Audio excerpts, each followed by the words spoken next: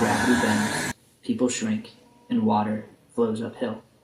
But the weirdest part is the man who discovered what's really happening there burned all of his research saying that the world wasn't ready. This area is known as the Oregon Vortex and is one of the strangest physical anomalies in the United States. And the second you step into it, something feels off.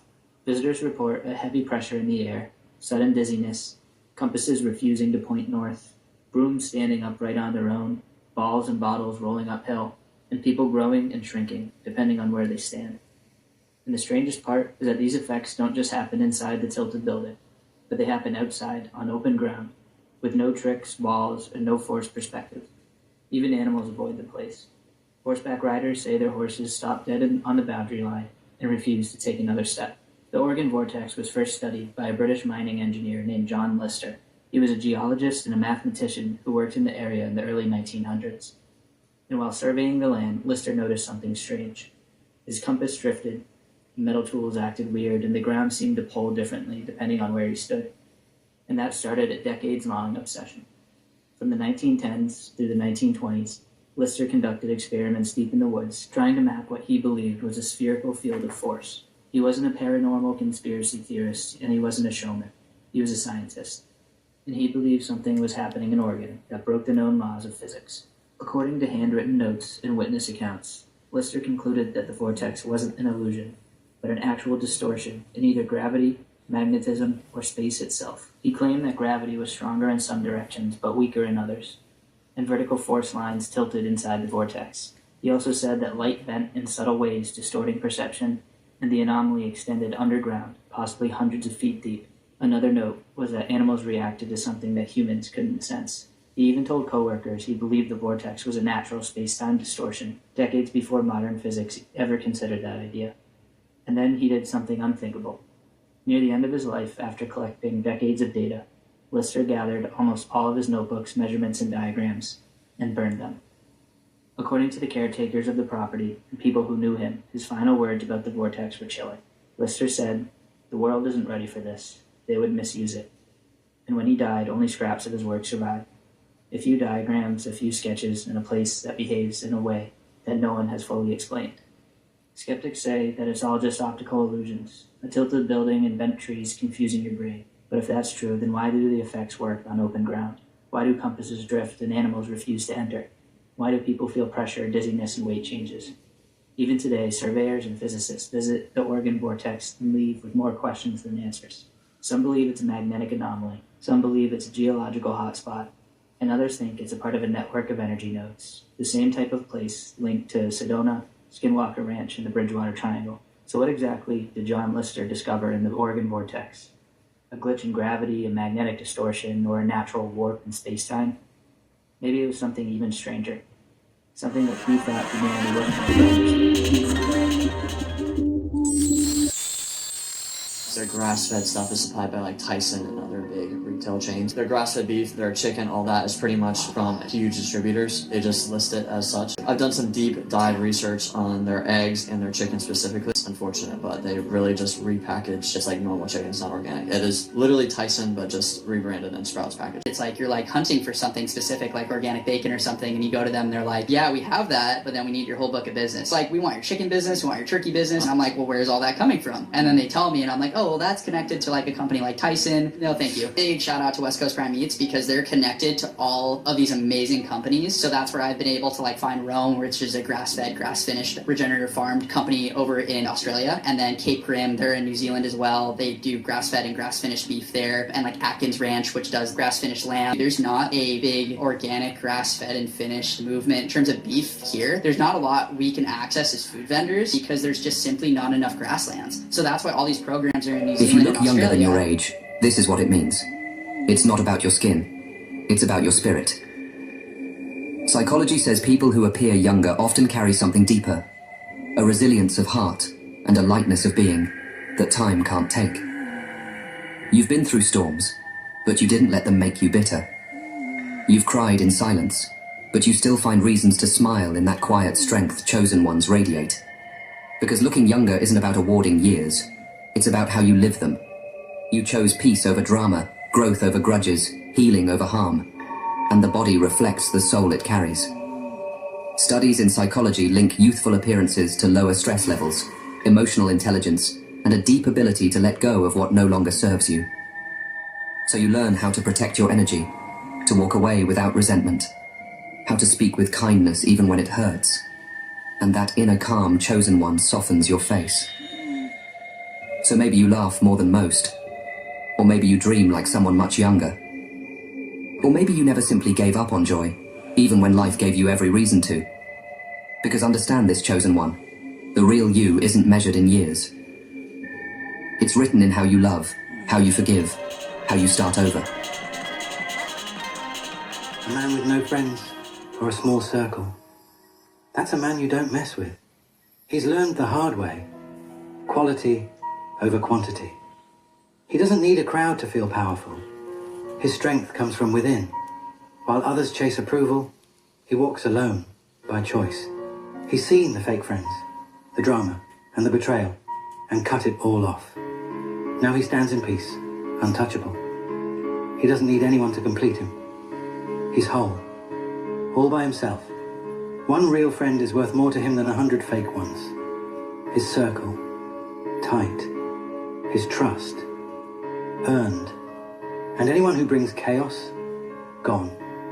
His time is precious, and he spends it like a king. He knows what he wants, and he never settles. So when you meet a man with no friends or just a small circle, don't mistake it for weakness. That's strength. That's confidence. He doesn't need your approval. He's already won the only battle that matters. The one with himself. My days, what have we done? May the Lord have mercy on our souls. People, we have gained access to the underground city underneath Notre Daniel in the lion's den. This is locked off from the public. Nobody knows about it. Nobody has seen it. Nobody's allowed to go there. It is me recording. So what you don't understand is underneath Nottingham is a city of caves. Because Nottingham is the secret capital of Babylon. When you look on the map, when it comes to Babylon, Nottingham is the center of the world. Statues and sculptures underground. And they have called it Daniel in the lion's den. So the mainstream narrative says one man named Alder Herbert built himself a house, and then he needed to gain access to the road. So he built himself a tunnel by scraping and chiseling through the rock. And with the leftover rock from the tunnels, he decided to carve himself some lions and other strange creatures. There's also a sphinx and an Egyptian temple down there. Now you gotta ask yourself, who is building temples 50 feet underground? These caves and these carvings was created by one man in the year 1909. And nobody saw these carvings for 46 years. And by the time they saw them, it was out of fashion, so there was no art display, and nobody ever saw them. These carvings are not accessible. We had to climb and trespass to find these. There is no way one man created these, because Nottingham is full of caves. In fact, Nottingham is the city of caves. So this cave was there long before he was. And those carvings was not carved by him. Those carvings are in honor to the Babylonian Empire. Daniel in the lion's den. God put a limit on how far you can go in the waters. So they say, oh, we only explore only 5% of the waters. We only explore 5% of the ocean. It's only because they're only allowed to explore 5% of the ocean, or less probably. And here's why. In the book of Job, God says that he put a limit on the seas and on the waters. Hold on. Chapter 38 of the book of Job, it says, this is God speaking to Job. He says, who shut in the sea with doors when it burst forth and issued from the womb? When I made the clouds its garment and the thick darkness its swallowing band. When I fixed my limit for it and I set bars and doors. When I said, this is as far as you may come, but no further. And here your proud waves must stop. God is saying that he put a limit in the waters. Hold on. Above, below. He not only put a limit on the waters, he put a limit on the skies. I won't go too deep, but listen to me. Listen to me. Y'all are here with me. There's a limit on how far we can go. There's a limit here, and there's a limit there. You just heard, this is from God's mouth. He is speaking back to Job about his omnipotence. He's telling Job, who am I that I do these things? Do y'all want to see the verse again? Probably not. But what I'm saying is God put a limit on it. They can't. Y'all think that humans have the ability to do whatever they want? They don't. They don't. I'm about to put an end to all of this shit. People wondering why everything is happening to us all at once. It's not Project 2025. I keep telling y'all. It's called Agenda 2030. The year 2030, when everything is to be completely flipped over. Our elites, not the government, not even the billionaires, you and I know. The top dogs, their bosses, have given all of them a deadline, 2030, when the whole system is to be completely changed over. Elon Musk said it. Universal pay for all. Some people talking about, oh, well, we're going to get a certain amount of money. Money is gone. That's gone. It's not going to be about money. That's why they're going into digital. Everything that they're taking away, they're going to give back, but in a different package. Medicaid, housing, food, all going to be allocated to each person, whether it's monthly, yearly, or however they're going to do it. And the thing about that is, obedience, in order for you to receive any of these benefits or to keep them, you're going to be doing what they tell you to do. To some people, it's going to seem like a safe haven. Why? Because they're already going to be hungry. They're already going to be homeless. And when they make this offer to the people saying, well, we got this for you, many people are going to run to it. Because they're going to think, shit, I'm living like this. Anything is better than nothing. But you have to understand something. It's called complete control, complete power, where they are going to tell you how you can spend, what you can go to the medical doctor for, and how you have to live. And traveling, get that out your mind. When y'all heard about 15-minute city, let's think of the Hunger Games, or people talk about the district. Don't know how that's going to be set up, but it's going to be to the point where total control is going to be by them. And in order for us to survive, we have to walk a certain line. They're already taking away all of our freedom, all of our freedom. They're letting you see it every single day. And what kills me the most is they show it to us. Whether it's through our music, our movies, it doesn't matter. They show us exactly what they're doing to us. You know why? It's not because they have to. It's because in their minds, we are the lower class. We are not intelligent enough to pick up on everything that's going on. And the amazing thing about it all, they know we can't stop them. So bickering, arguing, and going against one another, it's not even worth it. And talking down on another person because they got less than you today, imagine 5 years from now, you and that person are going to be living like that. Crazy about China, there's not even 2 billion people in China. We all think China has 2 billion people, right? That's what they always claim. That's what they claim. Right. Here's 2 things. How is it that when the CCP took over in the 50s and they had that the one birth, one singular kid, how is it that their population grew since then? Does that make sense? That's a good point. 2, a Chinese national just came out and said there's not 2 billion people in China. She says it's probably closer to 500 million. That's it? Damn, that's a big difference. Yes. She said they've been lying because it's propaganda. They want to seem bigger than what they are. How do you surveil 2 billion people? Isn't 500 million way more manageable? And it's a lot of land, so that's the thing. And they had ghost towns over there. Right now, they built tons of like skyscrapers and all this other stuff. They were expecting all these people, but I think they did that by design. It's really not that many people over there. Oh, wow, 500. We had what, 300 here? 350? Yeah, 350 here. That's not much bigger than I us. have a few Chinese friends, and the ones that come from small towns are small towns. So I don't know about the 2 billion. I mean, that's what they always claim. So I was leaning how on is that possible if they only had the one child rule for 50 plus years? That's a good point. So they're lying. So that's the thing. So it's much more manageable. So that's why they have the social credit score system right now. Like if you have a low score and you're hanging out with somebody else, your score drops. And then like if your score is too low, you can't ride the train, you can't get something to eat. There's videos where just like you see it on a board. So you starve? Yes. There's people starving in the streets right now. Okay, how do you get a good score? What does a good score mean? They're saying basically if you do good deeds, if you help the government. If you do good deeds? Yes. This is Black Mirror. You haven't seen Black Mirror? Black Mirror. There's an episode where a girl is trying to like be a good Samaritan in society and it builds up her score. That's literally what's happening right now. And that came out like 5 years ago. You can't buy food. No, you can't ride the train. So you die. Yeah. There's videos of people dying in the street right now in China because they have a low credit score. This shit is crazy. I'm the face the worst. Stop thinking you're that video 啊哈。Mom let these strangers do the sickest thing to her kids, bro. So this happened in 2016 in Albuquerque, New Mexico. And it was this mom named Michelle Martins. She had 2 kids. She was a single mom at the time out there in Albuquerque. She would always go on this app called Plenty of Fish and a bunch of these other like dating apps to find men online, and she would invite these guys over and allow them to rape her children. Whoa. While she would watch for pleasure. What the hell? I swear to God, this is real, yeah. So she meets this guy on one of these apps named Fabian Gonzalez, and pretty much they hit it off, and she ends up inviting this guy to her house one night. Fabian ends up coming with his cousin Jessica Kelly. Oh wow. And a girl. Yeah, he shows up with his cousin.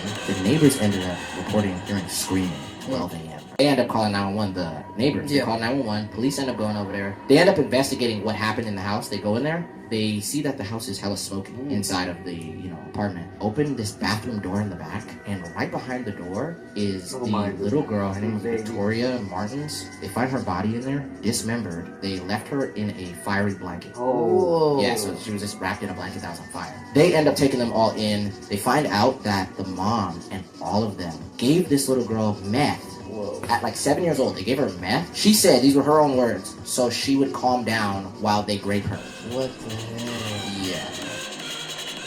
This is what happened when an atheist tried DMT. So this guy had actually done his research on DMT, and as he began smoking it, he kind of reminded himself of what to expect. As it started kicking in though, he realized it was far beyond what he'd prepared himself for. He said his whole life felt like a channel station on a TV, and the DMT had changed the channel and completely shattered his reality. Standing before him now were entities made out of pure energy.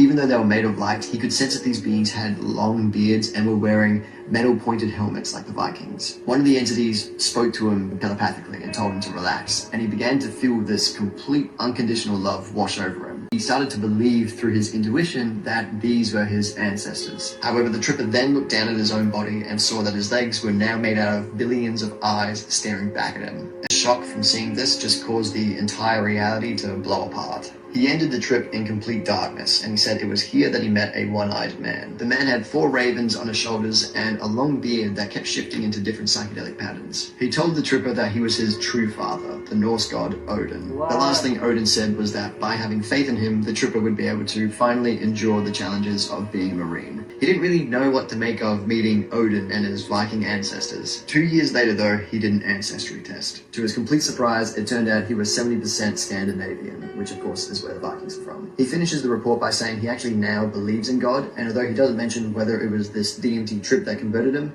he does say that he believes the Odin he met was a real manifestation of this same God, but that he was just seeing him through the eyes of his ancestors.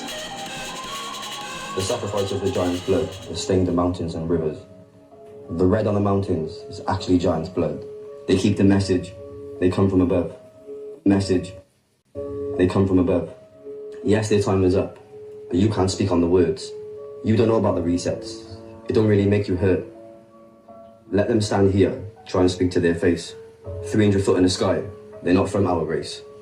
Nor am I really, I'm different from you. I stand with the petrified giants. I'm never gonna lose. When you see red, that's the sacrifice of the giants. The Nephilim, reptilians, you can never really defy them. My name is Leviticus, and I come from Zion. Yeah, I'm a beast. I'm the light. I come like a lion. I don't write nothing down. It comes from my soul. Space is not even real. You're stuck in a black hole. There's a firmament above, water in the sky. If you don't believe that, then go and check your eyes. They lied to us from birth when we were taught in schools. And if you think differently, they call you a fool. The anchor's on my face and the anchor's on my skin. I come from the mother, the seed from within.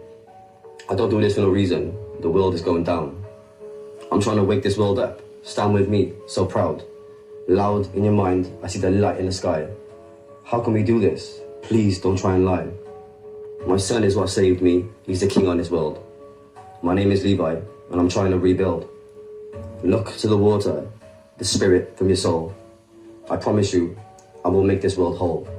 My words are my wisdom, and my words are my time. I speak the truth. I speak true lines. Stay blessed for your heart. Stay blessed for your soul. Stay blessed for the life. Stay blessed for the wholeness. Wake up, my guys. Stay blessed. Go on. Test done. In one of the tests, they found in the root of the hair, they had the rarest mask Gaelic, Scandinavian looking, tall, blonde, blue eyes DNA, and in the shaft of the hair, it had the rarest mitochondrial DNA. The Chinese, Tibetan, the Mongolian Lahu. After that, they do another test, which you mentioned. Yes. What they found was a CCR5 gene deletion, and if you don't have that in your system, you're not two. That's right. Yeah. And you're not gonna catch sexually transmitted diseases. That's right. If we combine that, all of these different factors, the chances, and I ran this through like ChatGPT to see what the chances were, and it's zero. It's zero in the population. It's 1 in billions. That's interesting. Billions. The gods walking amongst us? What is that thing? There's actually a couple places. The literal translation, you can read it on the walls. I always show people when we go there. There are 2 or 3 depictions of stargates. That is the literal translation for it, showing a constellation with a gate, and it's a specific constellation. They're all on different constellations. Where can I find it? Where can I see this? There's pictures of stargates from Dendera Temple. I think it's in the upper rooms. It's up where the zodiac. So that's actually the Dendera is incredible. Like it is a star-oriented temple. There's massive depictions of the zodiac, and this is all redone from older versions of the same temple. But that is the translation of what's on the wall with the constellation and the gate, and it literally translates as stargate. Of your species. Around 65 million years ago, many of our unadvanced ancestors from the dinosaur race died in a great global cataclysm. The reason for this destruction was not a natural disaster, an asteroid impact as your scientists believe falsely, but a war between 2 enemy alien groups that took mainly place in the orbit and high atmosphere of your planet. One race was humanoid like your species, but much older, from a solar system in the star constellation you call Procyon today in your maps. The other species, about which we know not so much, was a reptilian species. The advanced reptilian species came not from this universe but from another bubble in the foam of the omniverse. They let off some sort of electrical discharge, buzzing, vibration. That's what I've been told. Due to the vibration levels of the Greys, they vibrate in another frequency. They are androids made by the tall Greys. When they near death naturally, they download themselves into another body. And he said to Barb, human beings eventually are going to be embarrassed when they find out that we are just, a container here, that we have numerous lives, that reincarnation is so real. They have to show us before they actually do it, is what they say. I don't mean to induce any fear, because fear is a vibration lowering emotion. But dude, if you go to your phone right now, or your calendar on any computer, Microsoft, Windows, Apple, iPhone, and you scroll to 2030, there are no holidays in the calendar after 2030. Now, some people are postulating the end of the world. I'm more thinking 2030 is a pretty big year if you're the Illuminati. They have a lot planned by 2030, namely Agenda 2030. So I went, this is January 2030, and I scrolled 2020, 2020, 31, 32, 33. No holidays at all. Some people think this has something to do with the Avatar Project milestones. This is the Moscow New Era for the Human Century, whatever they call it. Listen to what they have planned, and they've already met a lot of these. 2015 to 2020, they wanted a robotic copy of a human body remotely controlled via BCI. Avatar B. 2020 to 2025, they want an avatar in which a human brain is transplanted at the end of one's life. Now, they may have been doing that in deep underground military bases for a while, but here's where it gets weird. And this is why people are sounding the alarm about artificial intelligence and AI. By 2030 to 2035, they want an avatar with an artificial brain in which a human personality is transferred at the end of one's life. And 2040 to 2045, they want a hologram-like avatar.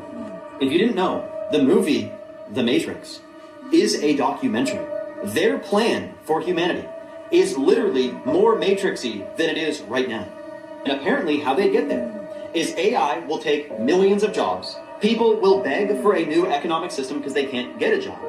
The solution will be offered, namely universal basic income. Everyone gets enough money to survive, but anything that you're dependent on has control over you. They would need to bring down the current financial system in order to instill the new. You gotta wonder how the natural world all around us is being destroyed by these psychopaths while implementing and creating an artificial world for us to be in. Let me know your thoughts in the comments below and follow for more. The less you move, less activity, the longer you live. The guys that run the marathons, you think the guys that work out stay healthy? No. We die the most because we're pushing ourselves. And the harder you work, the calling her name loudly from outside her window. It was well past midnight, and the unexpected visit immediately seemed off. Feeling uneasy, she grabbed her phone and decided to record as she went to check. What she captured will send chills down your spine. ใครมาเรียกดึกๆเนี่ยตีหนึ่งนะจ้า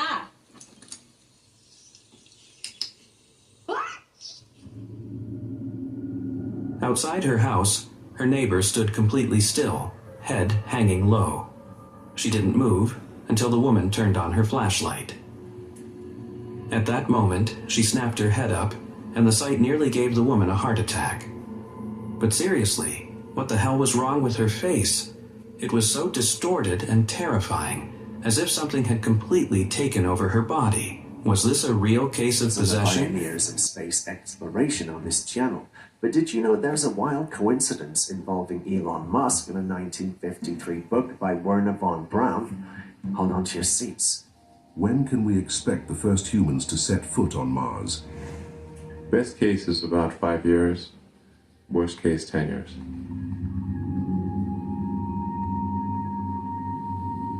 So in 1953, von Braun wrote a book called Project Mars. In this book, he envisions a mission to the Red Planet led by a man named Elon who establishes a Martian government. Sounds eerily familiar, right? Fast forward to today, and Elon Musk has a plan to send